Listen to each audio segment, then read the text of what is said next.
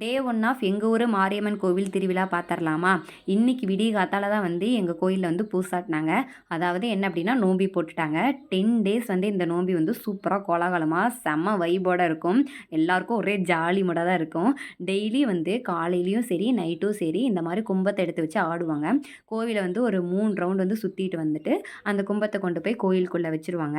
சூப்பராக இருக்கும். அந்த டைமிங்கில் வந்து அப்படியே அந்த மோளத்துக்கும் அந்த கும்ப எடுத்து ஆடுறதுக்கும் பார்க்கும்போது அவ்வளோ சூப்பராக இருக்கும். கும்ப எடுத்து ஆடி முடிச்சதுக்கப்புறம் லாஸ்ட்டாக வந்து தீர்த்த குடம் எடுக்கிறவங்க, அக்னி சட்டி எடுக்கிறவங்க, அழுவு குத்துறவங்களாம் வந்து கங்கனை கட்டிக்குவாங்க.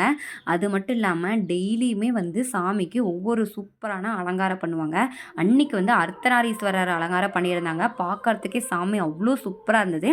அதுக்கப்புறம் சாமி கும்பிட்டுட்டு திணீரெல்லாம் வாங்கிட்டு பிரசாதம் பஞ்சாமிரதம் கொடுத்தாங்க. அதையும் வாங்கிட்டேன். திரும்பி பார்த்தா க்யூவில் நிற்கிறாங்க. என்னன்னு பார்த்தா அன்னதானம். சரின்னு சொல்லிட்டு நானும் போய் தக்காளி சாப்பாடு வாங்கி நல்லா சாப்பிட்டுட்டேன்.